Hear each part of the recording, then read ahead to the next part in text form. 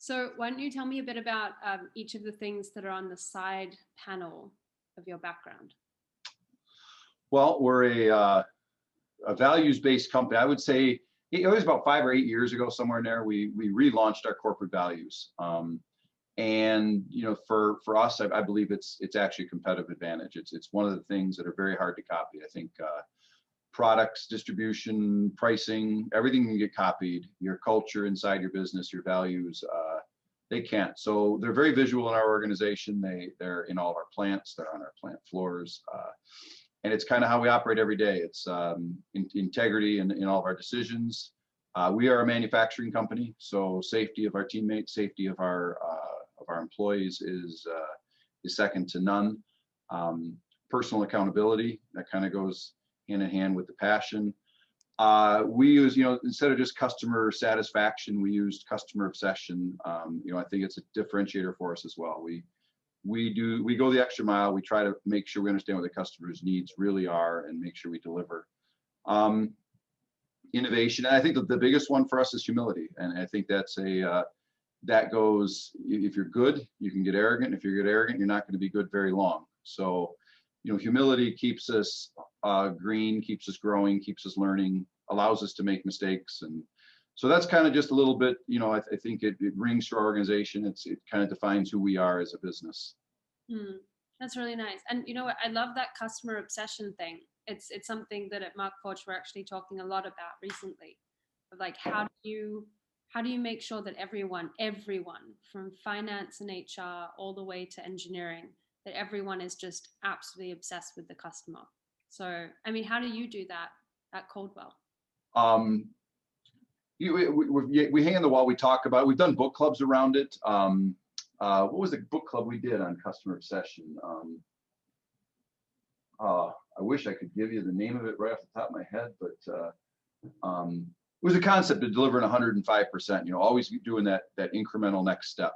And it's in our DNA. It's we're not going to let the customer down. So our discussions revolve around they need a product and what can we do, and you can't do that without purchasing, without supply chain, without manufacturing, without engineering. And we don't look at them as engineering problems. We look at them as Caldwell problems, and we're here to serve the customer. So I think it's amazing when you start breaking down how many touch points you have for the customer. Your AR team, your collections team, your purchasing. Without them, we don't have customers. Without human resources, so there's not an organization that isn't part of the value chain for how we create customer satisfaction. That's nice. And it's lovely that you have those sorts of values, and that, obviously, as everyone can see here, we're just taking a few moments before everyone arrives. But the fact that that's like front and center in a lot of things that the company does, the values are like very much there for people to see, is really cool stuff. Yeah, it's day one onboarding when you come into the company. So good. Yeah, that's good to hear. Nice. Yeah. Well, it looks like we're at 5 past something, wherever you are in the world. Thank you so much for joining me, Eric. It's really quite special that we get to hang out and have a chat about, the world as it is right now, the difficulties that companies have been going through during COVID, before COVID, and how do you adopt additive? How do you change that mindset within a company? So I'm very excited for this one. So we've got a couple of slides, don't we? So we'll go head over to the slides. And apologies everyone for you can see all of them. But yeah, I'd obviously like to start off with hearing a bit about you and introducing you to everyone. So we've got this fantastic slide. So tell me a bit about yourself. Real good.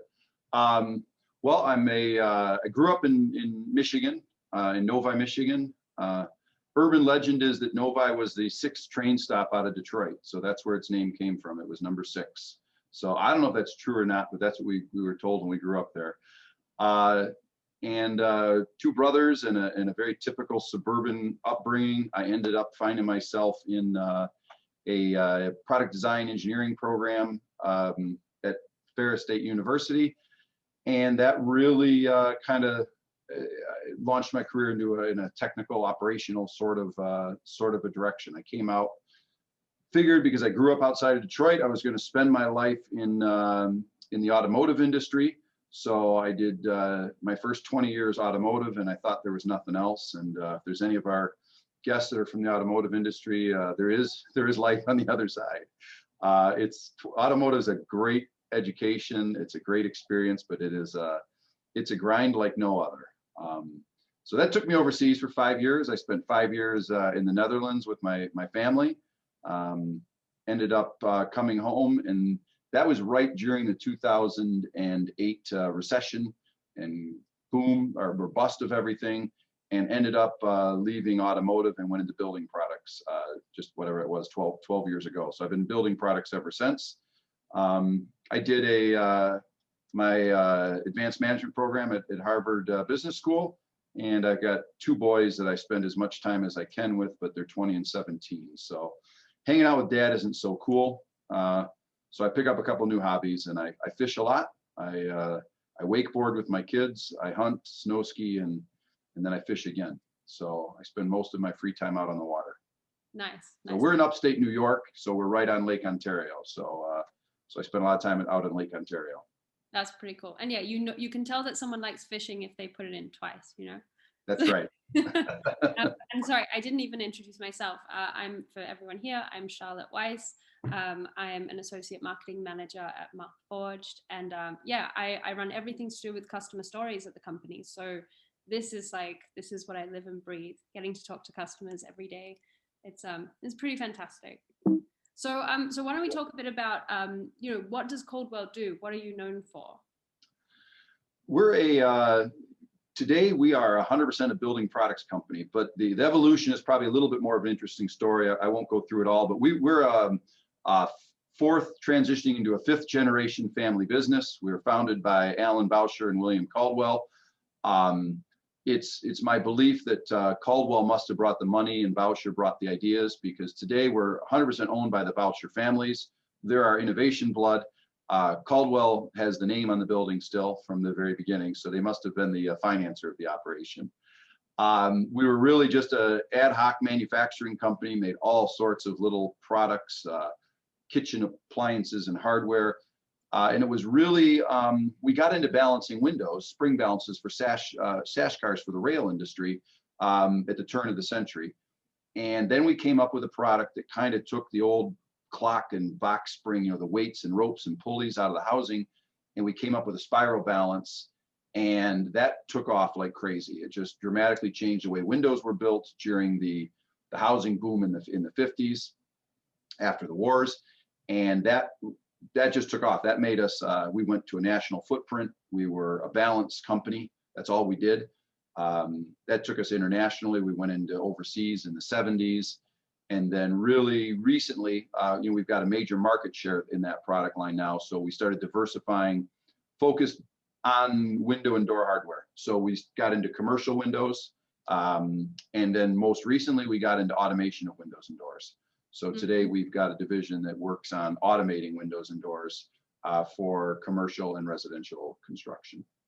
I'm surprised you don't have a photo of the Empire State Building, because I know that there are some Caldwell parts in the Empire State Building, right? There are, yep. The Empire State Building's loaded with our windows. Our hardware is actually in the Statue of Liberty. The windows are around the crown of the Statue of Liberties. There's a lot of prestige. We got one of our marketing brochures, the buildings that we're in when we moved into commercial windows and doors. Yeah. That's pretty cool. I mean, like I think it's pretty fascinating. Like, the company's been around since 1888, and we're about to have a discussion about additive. I see obviously there's like a lot of automation and things like that. So yeah, stay tuned, everyone. It's pretty interesting. So yeah, I mean, like, you and I have talked quite a bit about the fact that you're based in Rochester, New York, upstate New York, for everyone who's not familiar with Rochester. And then you've got loads of different facilities around the world. So tell me a bit about, like, you're out in India and the UK. How did that come about? Well, I said earlier, we kind of had a North American footprint, mostly up and down the eastern seaboard is where we were. We just recently got out into Arizona. We got into automation because there's a big market out. Arizona, Texas, California is where people automating big doors. But we went overseas into the UK in the 70s, because the UK window and door market is much like the US window and door market. So the technology and the hardware is the same. And we've been operating out of the UK since 1974. When we went into commercial, the commercial markets is really when we started doing the rest of these countries that you see. So the hung window products that we were in, it was really US, Canada, and the UK. That's where we were footprinted up until about 10 years ago. We started diversifying into the commercial windows and doors, and that's when we started becoming more of an export hub. And we went to India just in 2019, really for the India marketplace, not so much as a manufacturing hub to move back, but India is, set to be one of the largest economies in the world in the next 20 to 30 years. It's a lot easier to do business in India than it is in China for a Western company. So we decided to set up our Southeast Asia hub out of India. And we did it in 2019, just started getting things moving. We got a couple $1 million in sales moving, and then Corona came and shut everything down. So the timing was kind of impeccable. So we're just getting through that right now and trying to get set back up in India with our footprint there. I mean, so obviously you and I are here to talk about supply chain and things like that. And it's pretty difficult to talk about supply chain, especially when looking at a map. You have to talk about COVID during that sort of time. So I know that you and I have talked a bit about, like, you've got all of these facilities in America and you brought in Additive. Why? Like, what were you looking for? When we first brought in Additive, I don't think we really recognized what it was going to do inside of our organization. So the reality was, we do a lot of engineering. So in a later slide we'll talk, but we generate in the window and door hardware, we've got 150,000 outbound SKUs. There's new products coming into our footprint on a daily basis. So we brought it in for the rapid prototyping side of it, so that the engineers and the suppliers and the manufacturer guys could look and touch and understand the hardware that we were going to be bringing into the footprint first, really as a rapid prototyping. And as the technology had grown, we knew we could get much more representative parts, printing out of plastics. So we could even do some early testing and some early feasibility. And it was really brought in as an engineering tool because that innovation that runs in our culture, this propensity, in our industry, we've got a lot of SKUs, low volume, high mix type of industrial footprint. And it gave us that early access to feasibility and to get manufacturing. Those of us that are in engineering, we assume everybody can look at a 2D drawing, a paper drawing, and see the 3D parts. But the operators, they're not trained to read the blueprints, don't really understand the parts. Having them in their hand gives you that connection with the plant floor much sooner, gives you a lot more ownership and buy-in into the manufacturing process. So that was why we explored it and why we went into it in 2014 or 12 or 14. I think we bought our very first printer. And then what has COVID, what has been the impact of COVID on your company in terms of outsourcing components? Well, that's I think that story's yet to be written, what the final impact is. I can tell you what's happened in the last 12 months. So, we're in the building products. I think fortunately, we're far more fortunate than the hospitality industry, than the airlines, and there's other industries that are struggling like crazy. We were dramatically hit in the March, April, May timeframe when all building got shut down. It was very tough for 3 months. That created some pent up demand. So when it came back much stronger than we had expected. And also, I think there's two things that COVID has, I think, changed our footprint. First, in the United States, there is a real deurbanization movement. So what COVID has done is taught a lot of companies they can work remotely, which has taught a lot of employees they don't need to live in the cities. They don't need to live in these high density urban areas where the fear for contagion and everything else is. So there's stark numbers if you look at some of the major metropolitan areas and the people moving out. So that's created some incremental demand for us.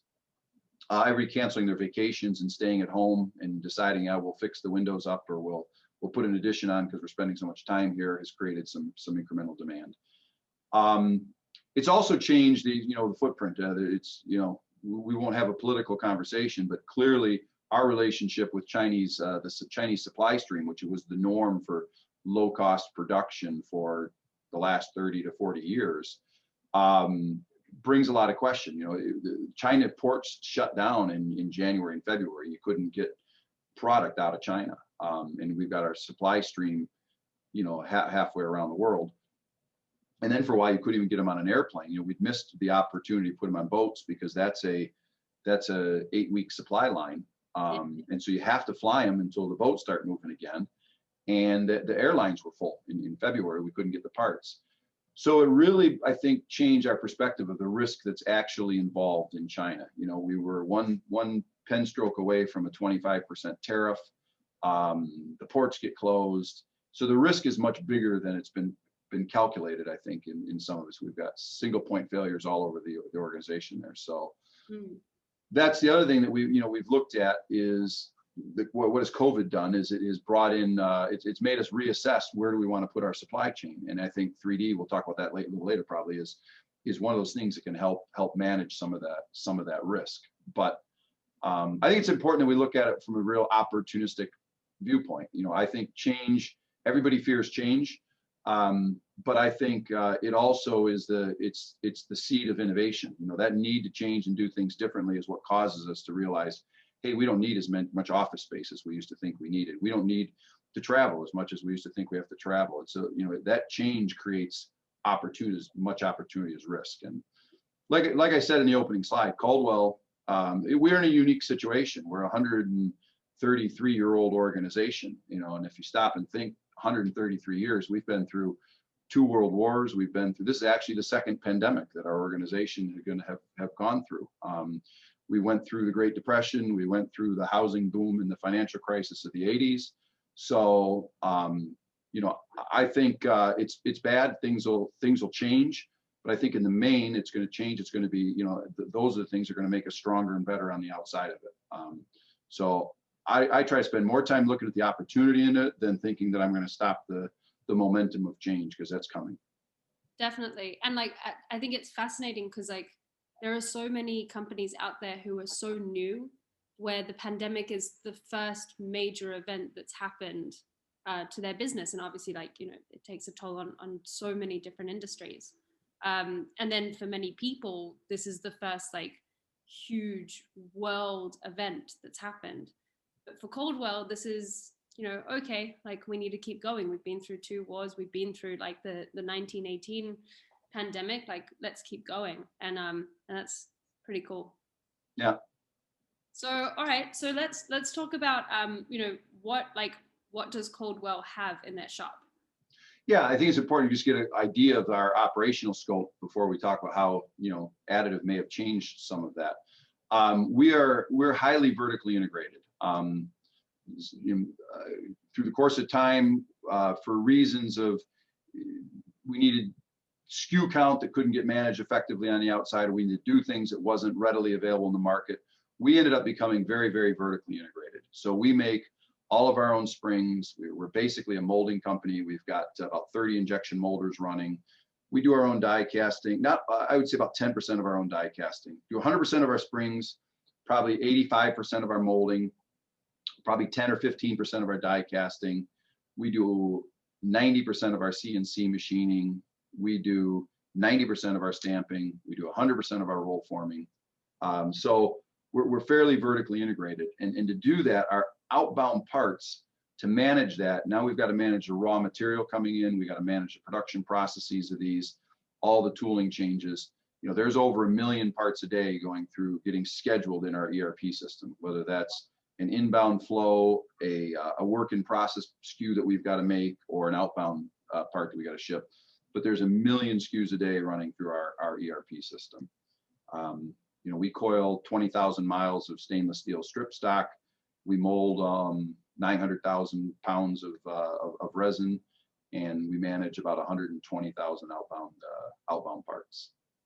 That's amazing. I mean, like, I remember, I don't know if everyone here has read the Caldwell case study that we did, and we've also got a video from when we came to visit. But I mean, I remember writing about how the team makes all of these different parts in house. And I had engineers coming to me being like, are you sure? Are you sure that they don't outsource some of this? And I'm like, no, like they actually have a fully integrated, you know, operation going on, and they're able to make so many things themselves instead of having to outsource, which is just incredible, absolutely incredible. Yeah, there's areas that it's a huge advantage. I mean, obviously we can't be a world-class molder, we can't be a world-class spring manufacturer. There's obviously times and places for supply partners, and we do have some very significant supply partners. A lot of it has to do with the types of products we make. The springs we use they're not something that's readily available out in the market that we can just ask a spring manufacturer to make. And because of the SKU complexity, it is so much more efficient to be able to make the spring, make the mold, bring it together, and get one of the. Otherwise, you've got to manage unbelievable levels of inventory. Definitely. And I realized there was something that we missed when we were talking about supply chain and you having so many different facilities. I mean, I remember the last time we spoke, we were talking about how, supply chain at the moment, every time that people are talking about supply chains, they're talking about COVID, because obviously we've been in it for at least 6 months, but longer in China, obviously. I mean, COVID is definitely a big topic when talking about supply chain, but there's so many other things at play that can just completely, ruin your supply chain. Did you want to talk a bit about that? You're leading me. I'm not sure what question you're. Oh, sorry. Yeah, Well, yeah. I guess, like, there's politics and there's, world events and things like that. There are so many different things that can happen that can really just like. Right. We talked about that briefly. It's not, how COVID.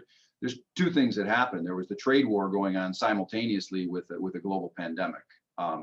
That all happened to start unwinding roughly the same time. It was 6 months before the pandemic that we started dealing with tariffs and all the trade wars. But I mentioned that earlier. You don't realize you're a pen stroke away from a massive disruption in your supply chain. And we were fortunate nothing got outlawed. But I mean, some of the manufacturers suddenly you just can't import or export the things you thought you were importing or exporting. So that would be even more dramatic. But our cost base went up overnight 25% on anything that we're importing from China. And then suddenly somebody who's got a domestic footprint has got a huge competitive advantage. So, I think, are we going to be able to take manufacturing the way it's done in China and reproduce it and do it that way here? I don't think that will ever happen. But, we've got parts. It's not just additive. I think the change in artificial intelligence and the change in robotics is also just as dramatic. If you look at what's happened with cobots and automation in factories, the change in the last decade has been phenomenal. And so you start combining the ability of 3D printing, the ability of automation, as we onshore some of the stuff that was overseas to reduce risks, it's going to be done differently. I don't foresee we'll ever just pick it up, the manufacturing process from China, set it down here and create that number of jobs. That's not going to happen. But, today we've got products we produce on shore that have got less labor in them than you would have in freight if you brought them over from China. So once you hit that landscape with that level of automation, there's no advantage of an overseas supply stream because the freight cost to bring over here alone is less than our labor cost. Yeah. That we have into it. Well, let's head over to 3D printing. So as we've already discussed, the company has been around since 1888, and innovation and humility are a huge part of the company values. So how did you? I mean, I'll say, like, from what I've heard from when I visited last year, your team had a Stratasys 3D printer that you had brought in, I think, in 2014. Yep. And I remember you saying to me that it took you 4 years to actually pull the trigger and buy the printer, but like 4 years of researching and deciding that this was what you wanted. And then you ended up going down the route of buying a Markforged 3D printer. And how many? You bought like 4 within like a couple of months or something like that? Yeah, yeah. I think took us 4 years to buy the first printer, and I think we bought 6 in the last 12 months. So, wow. Yeah. That's amazing. So yeah, like why did you invest in 3D printing in the first place? Well, you know, there's two sides of it. So we've got a strategic planning process where we try to just monitor some of the, you know, if I go way back to the beginning, this would be back into like 2010. And we just look at, you know, what are some of the changes that we have to be, you know, we talk about change being as much of an advantage as it is a risk. What are the changes going on in society? What technologies are emerging? You know, what's the economic climate? And you know, this is just a kind of a normal strategic planning process. Every couple of years, we just explore the environment around us so that we're real with ourselves about what we are and where we can go. And you know, back then in 2010, it was already just an exploding industry, and it wasn't part of what we were doing. And we said, well, this is going to, I don't know what it's going to change, but it's going to change something. So we said, you know, this is going to affect business as we know it, and we've got to figure this out. So we assigned a team to start exploring what we could. And I'll tell you what we got right and what we got wrong. I said we assigned a team to start looking at, okay, what do we got to do? And at that point, I think 3D printing was a lot like the early digital cameras were. And you know, I remember in 2004 or 5, somewhere in that time, early 2000s anyway, when I was going to buy my first digital camera, and every month you'd go to the store to check it out, and then there was another model that did more things. And you know, the technology changed so fast, it prevented you from ever buying it, because what you could have bought last month, you get this month for less money and more features, and that rate of change is so fast. When you're an old world manufacturing company, you're just not used to that, and it can seem scary. So we kept trying to get it right. We need to get the right machine, because we're only going to buy, you know, at that time we're only going to buy one of these. We've got to get it right. I think those are the things that stalled us. The two things is we thought we had to get it right, and we tried to put an ROI on it. You know, and I want to talk a little about what 3D printing, you know, where we use it today versus what we thought we'd use it. That was a huge mistake, you know, because you don't know what it is. You don't know, this is a new technology. You don't know exactly what it's going to do. You know, it's not like one of those normal business problems where you say, hey, if I go tool this thing, I can sell 30 of these, and here's my return on investment, and this makes sense, we're going to do it, or it doesn't. It's a new technology. You don't know exactly what it's going to do. And so I think we spent too much time trying to figure out, well, how many parts did we outsource last year for, you know, a CNC machining process that we could have printed? And then if we would have printed them, what would that have cost? And we got in this do loop of trying to calculate an ROI. I think those things slowed us down, and that part of the reason it took us so long. I remember the final day, I just said, just buy the machine. I said, I don't know, I don't care, nobody's gonna get in trouble. Just go buy the machine. And then our first 3D printer finally showed up. And really, since it was set on the floor, that one doesn't run that much anymore, because some of the newer ones are faster, quicker, and easier to use. But that thing got set on the floor, and I don't remember it ever being shut down. I mean, it just ran around the clock once we finally had it, and we started doing things we never thought we would do with it. Yeah. And I think my husband has said to me, like, no one ever got fired for, like, you know, choosing IBM. Like, you know, it's not wrong by bringing in a sort of additive manufacturing technology. Just getting it through the door is the toughest part, because there are so many people who aren't there yet. Like, it's a mindset change. So, and it's you know, we talked about the culture early on. It was coincidental. If you go back that slide real quick for me, Charlotte. Sure. We talked about the culture in the business early on as just as we were passing time. But I also think, you know, there's a lot of, if you look at those values that we hang there in our culture, that it fits so well with, because where we used it, you know, we've got all these new parts coming through. So there was always a new reason to use it. And the people that would have normally feared it, actually, the gentleman that's in that slide, he's our manager of our prototype lab. So if there's anybody that should have feared it, it would have been him, because I'm going to start printing parts that he would have manufactured for us. He just latched onto it because it was, you know, it was innovative, it was new, and he heads up the whole 3D print room that we have now. Our ability to satisfy customers faster than the next guy played into it. Safety, there's, you know, it's a lot safer to 3D print a part than it is to, manufacture it with mills, drills, and lathes out in our tool room. It's a whole lot safer. And part of that culture, that humility and that learning and that being a growing organization, accepting we're going to make mistakes along the way. I think bringing in these type of technologies, it fit with the culture of the business. There wasn't a resistance to it. It was embraced. So I think that's the other thing that made it work real well. And also, I mean, like for some people who might have come a bit late, like Eric you're the CEO of the company. You're the one who, I think from what I heard, said to people, like, please go and find a 3D printer after you brought in the Stratasys, and then you decided you wanted to get into metal 3D printing. It was your decision, right?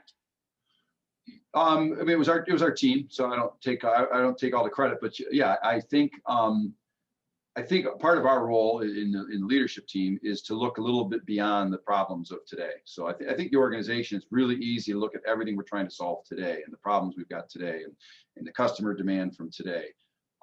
It's not so easy to look way over the front of the bow of the boat here and say, what's going to be going on 2 years from now.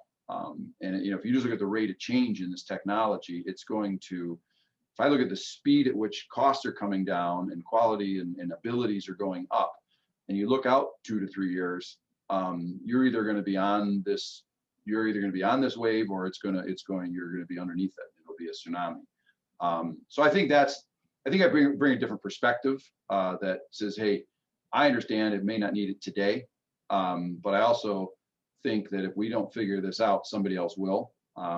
So we need to start figuring this out today. And so we're going to go buy the machine. And it's about being like proactive instead of reactive, just making sure you're thinking ahead. Yeah.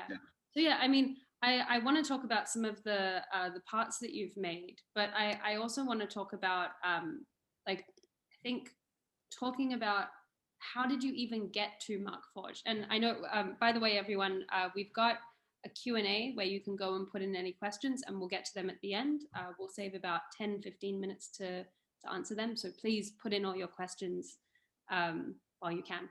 But I mean, like, how did you even get to Markforged in the first place? I mean, I know this answer, but it's always so interesting hearing it from you of how you got to where you are today.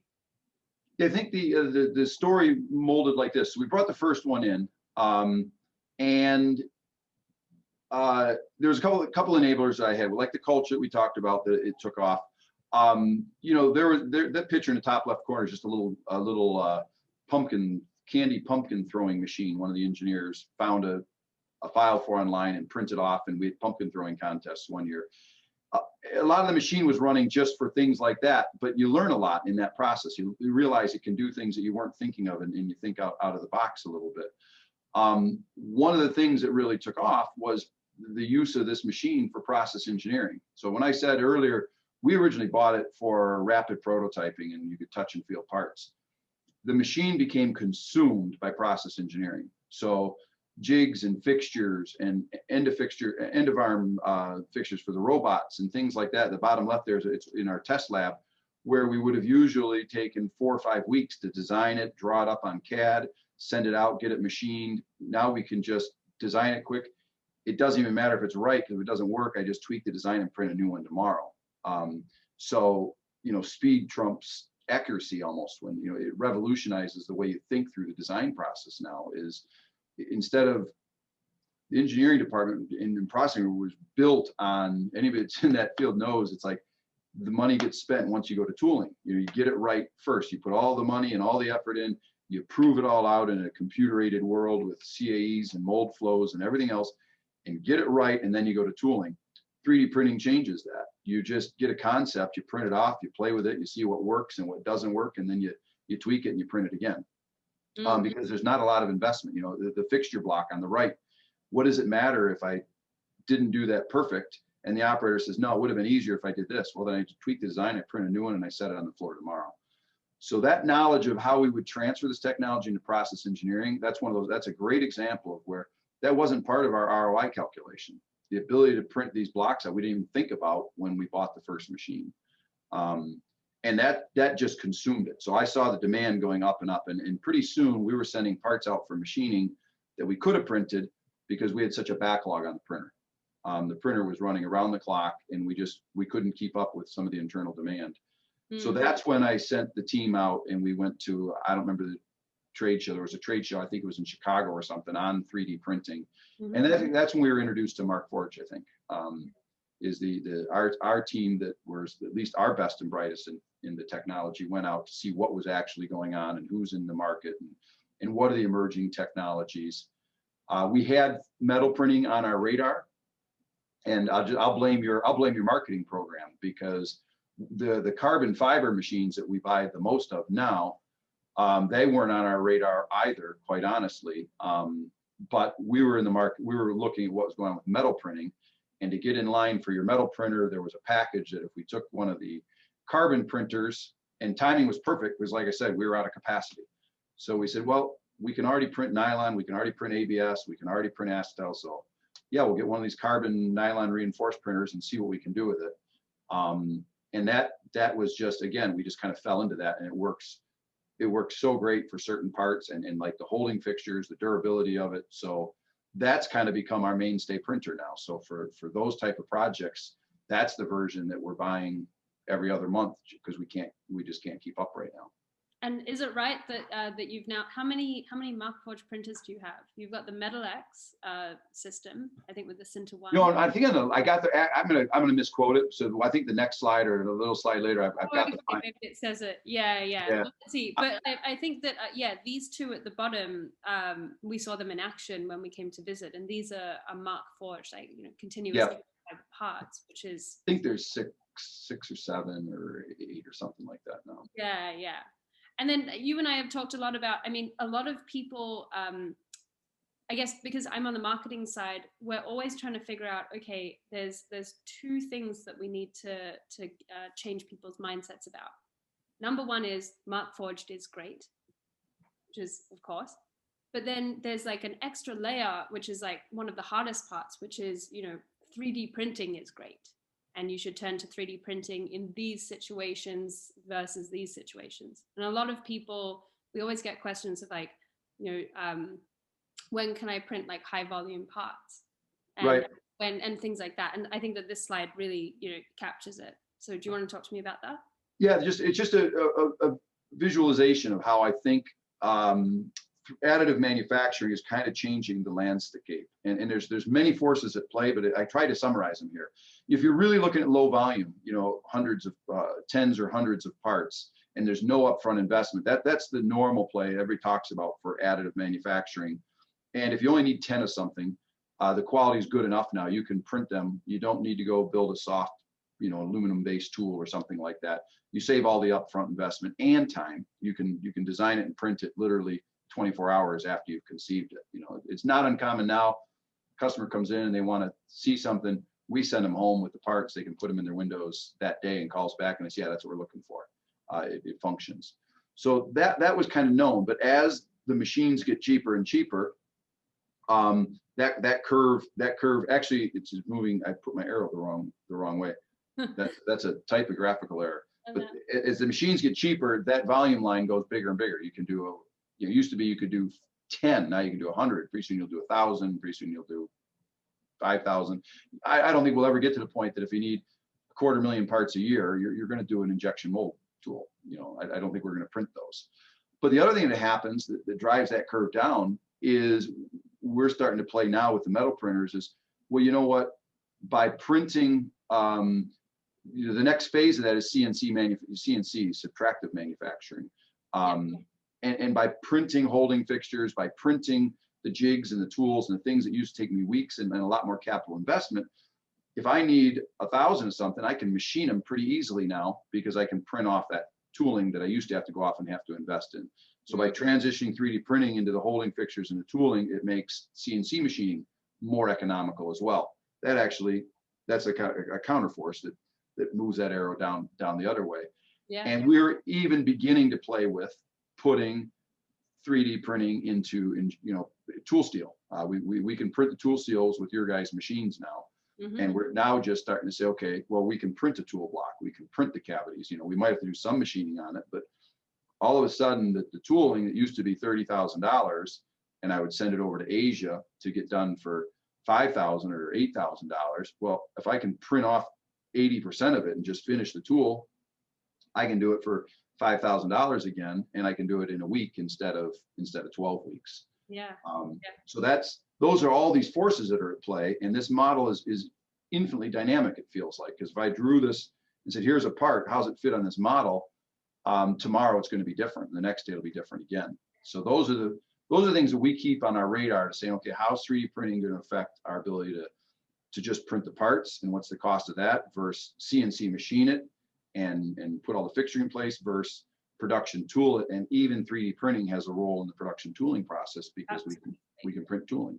Absolutely. And like, I think it's pretty amazing from what I remember of coming on site last year.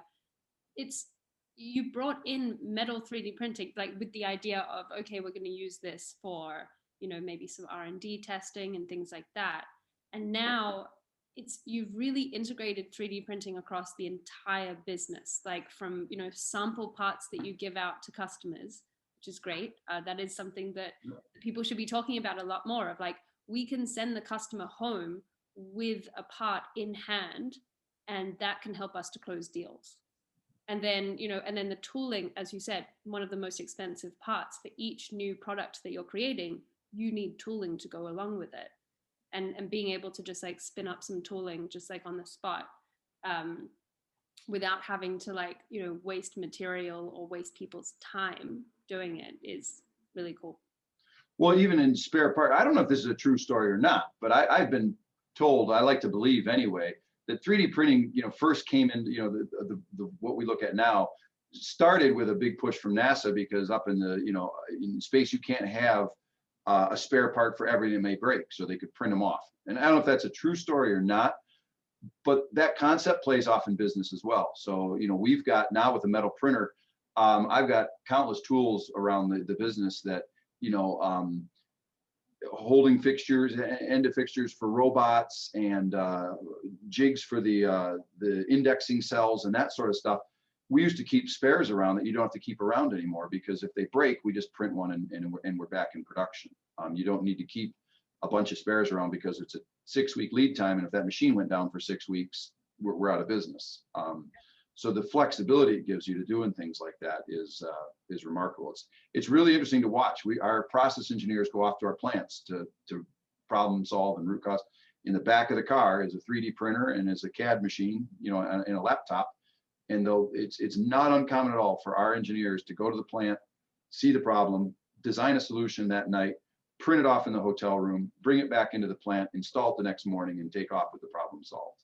I mean, wow. that happens on a monthly basis. Yeah. And it's something that I guarantee it wasn't part of our ROI calculation. No, I bet not. And it's pretty good. Like, we have one of our applications engineers hooked up his printer to his car and printed some parts off for a customer, like while, on the road. Yeah. There's some pretty cool stuff happening out there. But that's amazing. So, you've got a Metal X printer, you've got several Markforged printers, you've got printers in 4 of your 11 facilities around the world, which is fantastic. And then 8 printers, so that must be the Metal X, the Stratasys machine, and then you've got 6 Mark II. Must be 6 Mark IIs, yeah. 6 Mark II. I knew if you made me quote the number, I was going to get it wrong, and I knew it was on this slide. So. Oh, good. I was going to say 6 or 7, but like 6 Mark IIs. I mean, you bought your first Mark II, what, like 2 years ago or something? 2 years ago, yeah. And now you've got 6 in 4 different facilities. Yeah. That's amazing. Yeah. So what's the future? What's happening next? Yeah, that's a backdrop where we came from. Like you said, we got 8 printers. Those are the materials that we print. We've started 2 grow labs. So I've got 2 facilities now where we're printing end item SKUs in the facility that they're used at. We've got 17 parts that are 3D printing is the only industrial process we use for them. There's no tooling behind them. And then, like I said, I called it this portable printer platform, but it's, that's the manufacturing side of, the traveling 3D printer and van that we use. What I see the future as is it's going to continue to expand in operations. I think the ability to use cobots, the ability to use all the other technology changes, Factory 4.0, and leverage artificial intelligence through our factories, 3D printing just one of those cogs in that wheel. So there'll be a bigger expanded use in manufacturing and operations for airproofing, fixturing, and plant connectivity.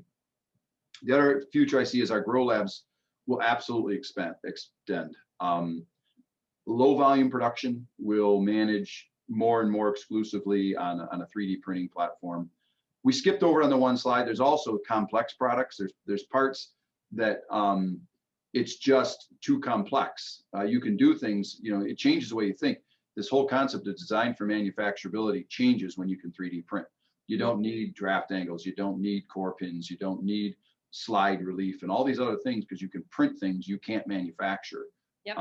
So it changes your mindset around the design.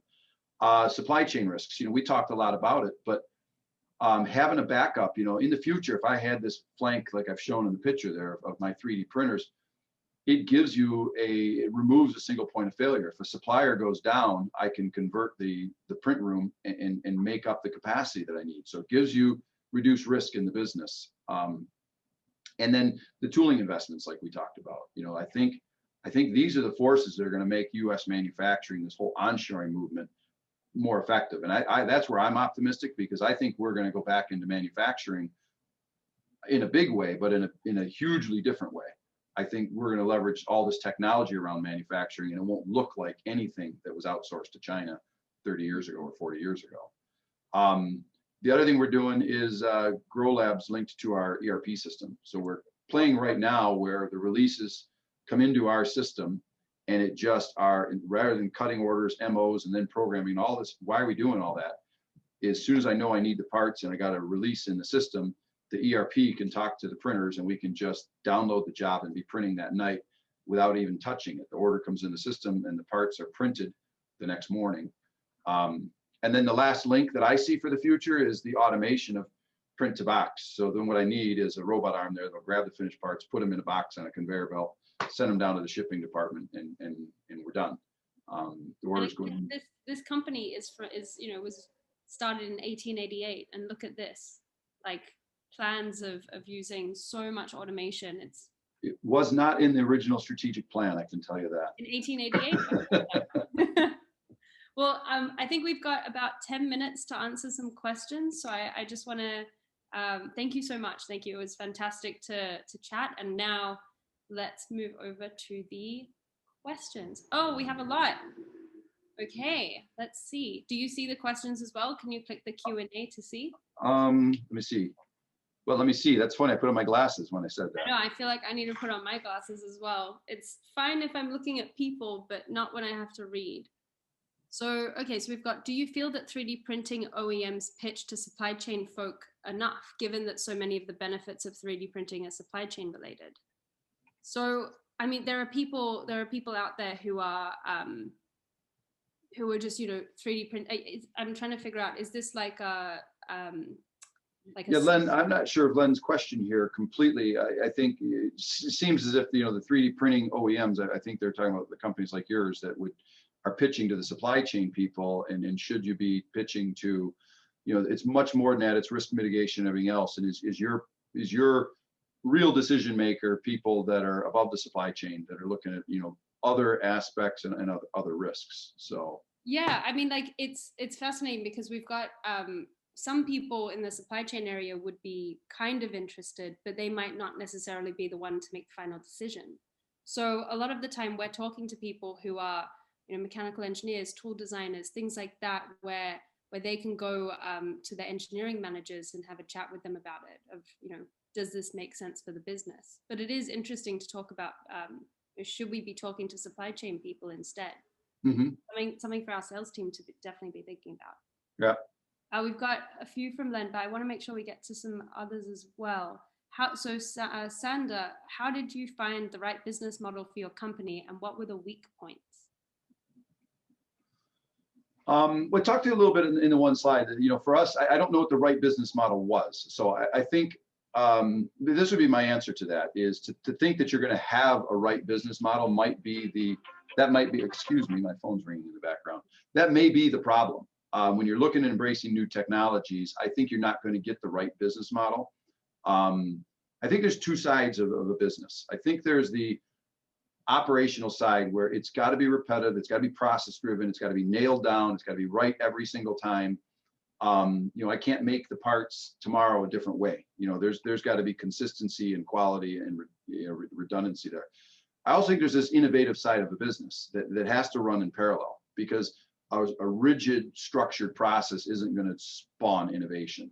So I think the right business model is to have an innovative culture. I think it's to have something that can go wrong, something where you fail fast, something where you try anything. Charlotte, you and I talked about, these Google moonshot type things. I'm not suggesting we're all going to do that, but I do think you need to have something that allows people to get outside of the confines of structure and process and just challenge the norm. And that's the right business strategy. That's the right model, I think. And I think as well, you and I have talked a lot about like removing bureaucracy and giving autonomy back to the people who are making the parts, so that they don't have to fill out a PO. They don't have to go and get three different orders from three different suppliers that they can go and approach. So so we've got one from Joe. So of the parts that you 3D print, do you do any decorative finishing? So do you do like brushed aluminum, color, or anything like that? So that's a great question. We don't do, so we have with the metal printer, we've done brushed finishes and sent them out for, we sent them out for plating, usually powder coating.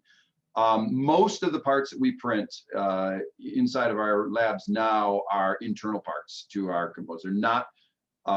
They're not external visible to the end consumer, so we don't have a lot of complexities with colors and finishes and everything else. But with the metal printer, we have you can do a polished brush, sand the outside of it, and it is unbelievable, the exterior finish quality. And we've absolutely sent that out for plating and finishing and oil rub bronze and everything else, and it's as good as any aluminum cast part or we print in aluminum, we print in stainless, and the stainless castings that we get and the stainless printings that we get, you would never be able to tell them apart.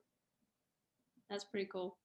So we've got from Len. So has Caldwell looked at simplifying designs, such as through consolidation, to reduce supply chain or manufacturing complexity? Yeah, we look at that every day. I wouldn't say we're great at it. So I'll leave it at that.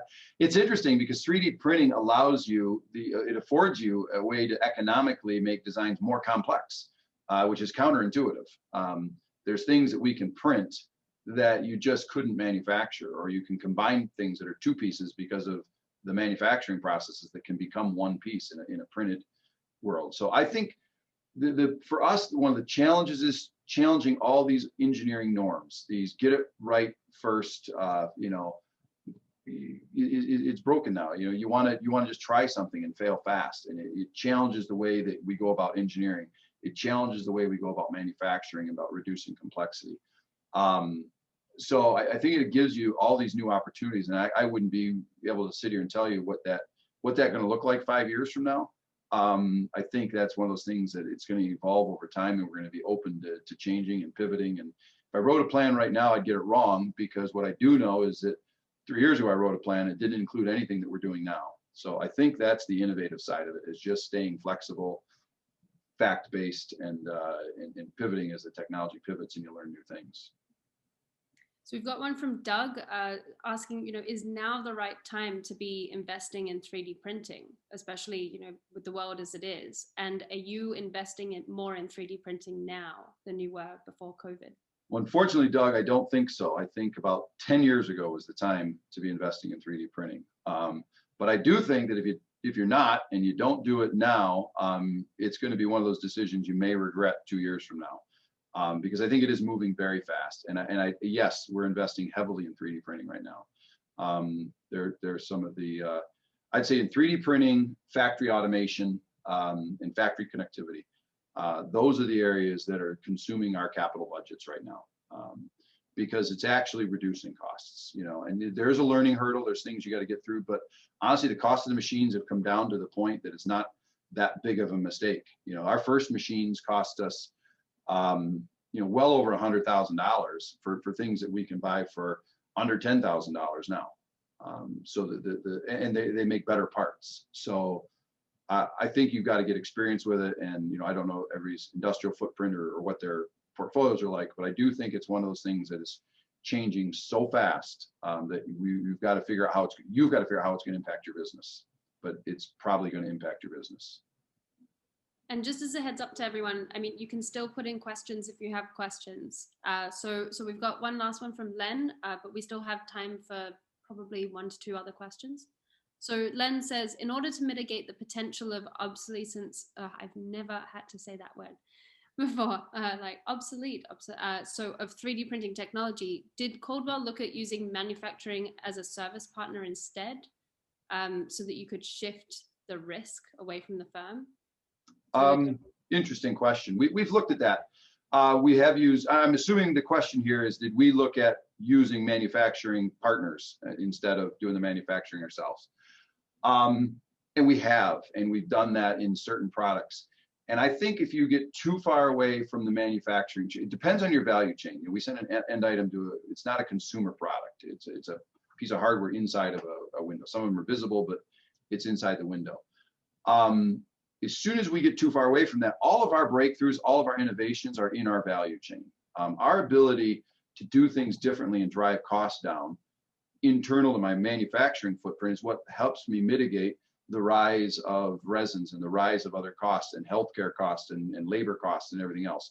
Without that variable of us being able to innovate over here to reduce cost structures over there, pretty soon you're just left having to deal with whatever the pass-through is. And if we outsourced all of our manufacturing, I think it's much harder to innovate. A lot of our IP that we generate comes from the fact that we understand my customers' needs, our manufacturing process, and the product's performance requirements.